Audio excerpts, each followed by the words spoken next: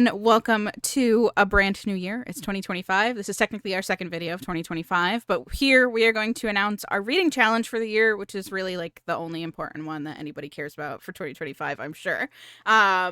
So again, if you have never seen our reading challenge video, Gretchen and I every year pick a reading challenge where we try to push ourselves outside of our normal comfort zones when it comes to our reading for the year, specifically together. I think we did a really good job of this year because we took a bunch of challenges that we like pretty consistently do just to make sure that we're doing it and tried to like add a little bit extra challenge level to them. We narrowed down the scope of a couple of things. Some of these challenges might be ones that we thought would be really good for reading roundtables, to bring other friends in to discuss, and some of them are meant just for Gretchen and I to talk about together. But this is the 10 challenges that we will hopefully use to help us pick some really good books to talk about this year. And 2 bonus challenges, which actually we talked about last time. If you didn't see that one, we did announce that we will be rolling over the bonus challenges that we didn't complete last year, which were to read books recommended by a favorite author, basically just to see if our favorite authors have good taste.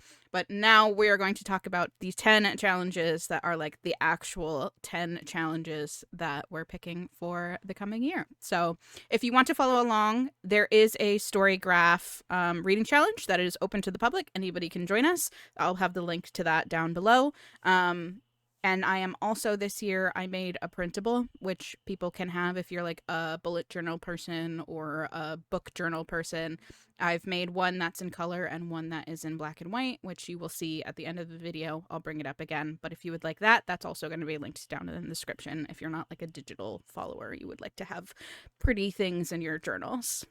So the first one that is on our list is our like single tried and true.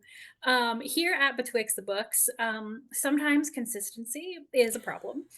So this first challenge is us just being like, do the thing on time. So the first one is to read and review an arc on time. We do not always read arcs, but we do get quite a few of them from Edelweiss, and we read them. The on time bit can be the struggle. And so this is one that we've just like kept on the list every year. First of all, to try to give us something that's like easily attainable, sometimes less easily, but like attainable makes us feel good, and also make sure that we are creating good, consistent commitment to these arcs that we get, because the publisher chooses to give them to us, and so we should reciprocate in kind. This is also normally one that we like check off in January, because for the past few years, Katie Robert, who's one of our mutual favorite authors, has released a new book in January. She's not doing this in 2025. So check back and see what this ends up actually being, because we don't know yet. We'll see. The next challenge is one that comes from my sort of neck of the woods when it comes to like things I normally like to read, but we added a little twist to it. In the past, we've had just to read a book that was translated into English. That's a house that I normally like to live in. We added the extra caveat this year of making it a book that was translated from a country considered part of the global south. A lot of the books that are translated are from like Europe, Korea, Japan, some like pretty big name countries that we've done in the past. This year we want to try and spotlight something from a country that maybe doesn't get as much love when it comes to at least popularity and discussion. So we don't know yet what we're going to read for this one, but hopefully something perhaps from South America, maybe something from Africa, maybe something from South Asia, because that also doesn't get a whole lot of love. You don't know yet. If you go to our Storygraph challenge, there's like a description that tells you like more specifically what global south means. So if you don't know exactly what that means or like which countries are included, I did include that in the Storygraph there. So even if you aren't going to follow along with our challenge here, I just want to kind of draw your attention to this one specifically, and like Michaela said, how we are choosing to push ourselves. Michaela does love to read translated fiction. Translated fiction has appeared on this challenge before, but we went back and we looked at what we have traditionally read for that when we put translated fiction. And we said, wow, there's a lot of stuff from like Korea and like that section of Asia, like on this list. So, like Michaela said in the beginning, this is one place where we looked at our past Mm. and we want to continue to support works in translation, but we also wanted to continue to push ourselves.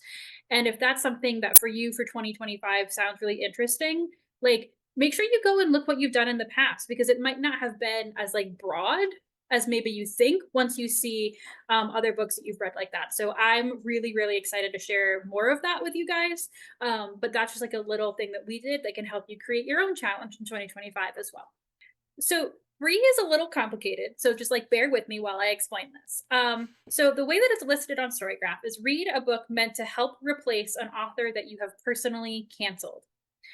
So there's been a lot of this happening, like I mean, in 2024, like things with Neil Gaiman, for example, the ongoing issues with J.K. Rowling, like these people that are really, really popular that have become extremely problematic. And for many people, they've made the decision to not interact with that anymore. And that's, that's fantastic. We are very supportive of that. But we wanted to try to like maybe flip this to help uplift, you know, other authors that are like more maybe more marginalized voices. Um, and so to take this like, don't read this and turn it into, well, let's read this instead to try to put a positive spin on it. Michaela has done a fantastic job in the Storygraph listing of like giving examples of, for example, instead of reading H.P. Lovecraft, who is very problematic racist, try picking up The Ballad of Black Tom by Victor LaValle, who is a Black author who also writes cosmic horror. We are hoping to do this as a reading roundtable, and hopefully, if we have to like help people to find some, we'll do that. But like, we really just want to change, like, to take a positive spin on this. And like, yes, we definitely shouldn't be platforming these people, and so who can we uplift instead? And that's the goal of this challenge in its like soul form. The next challenge number 4, is just a super fun one from me and one that we will also hopefully be doing a reading roundtable coming up. We already have guests booked in for this too, and that is just to read a monster romance. If you saw I believe it was our TikTok roundtable last Yeah. year, we talked a little bit about how much I like monster romance, and I have made Gretchen read monster romance in the past. She's not maybe the biggest fan of it, but it makes me so happy. And it's such an interesting genre. And I think one that has really been sort of like maybe not booming, but in like a coming up phase post like TikTok popularity. There was like the Ice Planet Barbarians was super popular off of TikTok, and I would count that as a monster romance, like alien romance gets in there. But the idea here is just to read a romance where a monster is one of the love interests. So yeah, we're gonna get some fun body stuff, interesting things, and maybe we can have some discussions about like the pitfalls of the genre, perhaps, because there definitely are some, as there are in every genre, and what it means to be like othered and sort of like the trappings that comes in there. A lot of them I find are also a little bit queer positive in general, just because of the odd body things that are going on, like gender becomes a little bit interesting in a lot of these. But yeah, so just to read a monster romance might be something fun and lighthearted to do. That's not especially social justicey. So next up, we have another one of these challenges that is like similar to something we've done in the past, but we've put a more of a push on it to make sure that we're reading again differently, widely, all that type of stuff. So 5 is to read a nonfiction book from or about a modern country facing a conflict. So especially for me, because the focus of my PhD is American history, I read a lot of American history. Last year, for our nonfiction challenge, we did social justice. And for that, too, that was primarily America focused. There's nothing wrong with that. But again, doing one of those things where we checked our own past reading. Um, there's plenty of more stuff you can read about Indigenous history in America, race history, like all that type of stuff. But we wanted for this year to make sure that we were also reading some other stuff. So doing something global, maybe about a current or contemporary conflict. So, for example, Ukraine, Palestine, Nigeria. Um, it is 2025. There's a whole new year. There's a whole new time for things to happen. But again, this is just to become more aware of a global country issue history and not just be so America centric. The next challenge, again, going back to something that I in particular really care about uplifting, which is to read an Indigenous fiction book. It's an area that I feel like we should really see more of these books than we do. A lot of people, I feel like, don't necessarily reach for this like population. Like, I know there's a lot of folks that like really uplift things like Black History Month and reading Black voices, Asian voices during AAPI month, queer voices during Pride month. But when it comes to Indigenous History Month, that's November, and a lot of folks are usually focusing more on like finishing up their reading challenges for the year. They're reading spooky reads after October, or they're reading holiday reads coming up to Christmas. And I feel like it's one of the like underrepresented areas of literature that could really use some more uplifting. So there's a chance that this becomes a reading roundtable because it's like a pretty open prompt. There's a chance that we just pick one that both Gretchen and I are interested in and we end up reading it. But a pretty easy open prompt just to read an Indigenous fiction book, so a book written by an Indigenous author. I've read a number of them, so if you go to my Storygraph, you can probably find some good recommendations. I know Stephen Graham Jones has a new book coming out this year, so that's an easy one, especially because I think it's kind of hyped for next year. But there's plenty of options for reading Indigenous fiction, so we're going to hopefully read one of those. So, perennial favorite for us is to put a queer romance on here. And something that we really noticed in 2024 is that there was a lot more queer historical romance coming out, which is really, really interesting because, I mean, not that like queerness is accepted in contemporary romance necessarily either. But when you add the historical aspect, the amount of bigotry, like issues that come up with that, it's potentially like a really rich area to explore.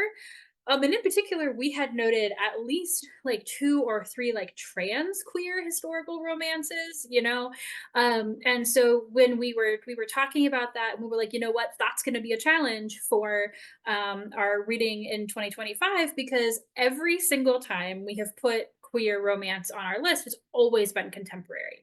We've not read a historical queer romance, and so again, to maybe push that in a new direction, keep it still really open. Historical could mean a lot of things. Um, Queer could mean a lot of It's things. true.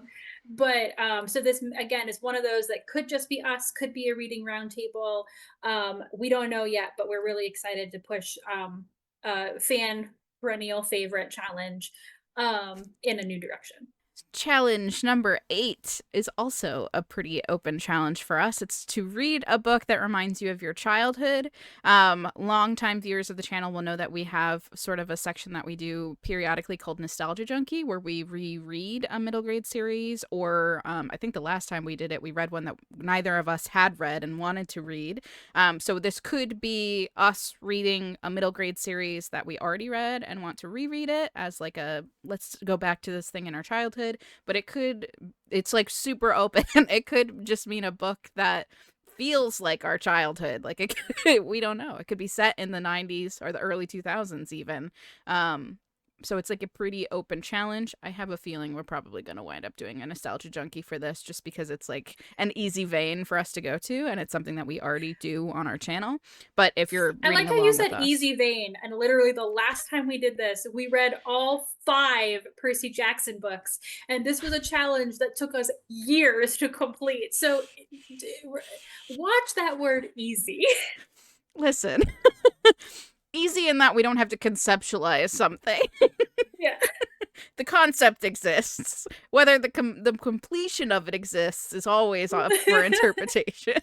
But yes, yeah. So if you're reading along and you want to read something maybe set in your childhood, that's also totally open for interpretation in this challenge. So, number 9, talk about open, is to read a feminist text. We used the word text here specifically in case people wanted to read fiction, they wanted to read nonfiction. There's also a lot of excellent feminist poetry. Like, we wanted to leave this really, really open and just kind of see what is out there, like in the world, to kind of maybe make this not just like one type of book or one type of thing. And also in that way be able to include as many types of feminism as possible, right? um, that word contains multitudes, and it means something different to a lot of people. And this is something that Michaela and I are always interested in, but has never actually been like a very specific challenge for us. And so this year we are just highlighting it and making it specific to make sure that, we might read things throughout the year with feminist themes in them, but this is like really making sure and dedicating space to holding space, Mm. as they say, for like specific feminist texts. And then to wrap it all up here, our 10th challenge is to read a middle grade novel found on a banned book list. We're pretty sure that this is definitely going to be a reading roundtable that we're going to do in September. We believe that for our participants, we're going to open it up just to any children's book that's on a banned book list. For us, we wanted to look at middle grade in particular. It's a genre that I really enjoy, although I haven't read a lot recently. And it's definitely one that in the current political climate here in the US is sort of really getting targeted by a lot of groups that are specifically targeting a lot of middle grade books with, for instance, Black protagonists, queer themes within them. And these books are really important as people who grew up without seeing representation in the middle grade books that we had, for instance.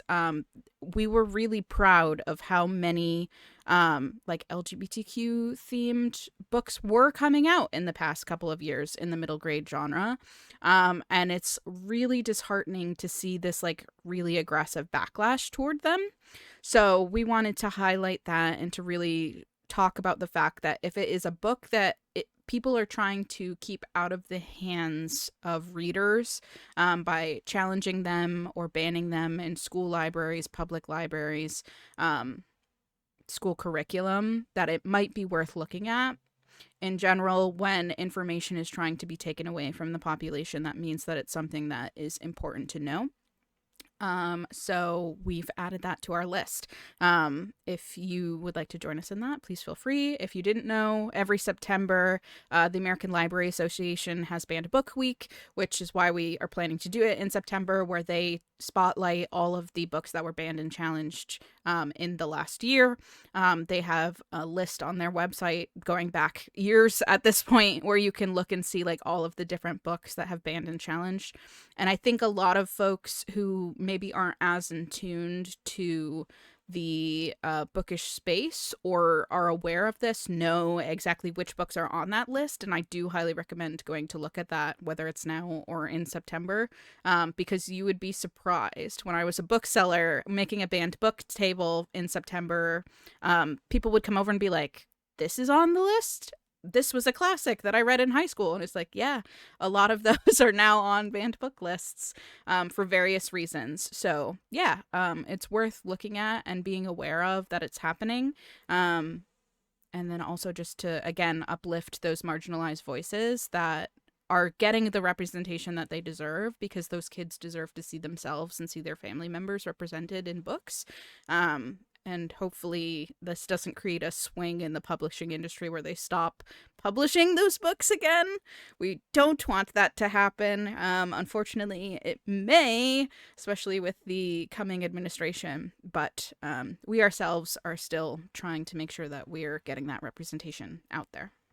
Before we move on, again, I just wanted to remind everyone that if you want to join us for this challenge, I've created a printable. You can print it out and have it. It's also already on Storygraph. Again, that'll be down in the link below, so you can join us there if you prefer. And again, the Storygraph has more information or some helpful recommendations for some of those more tricky, specific challenges that maybe seems a little bit hard to verbalize in just one sentence.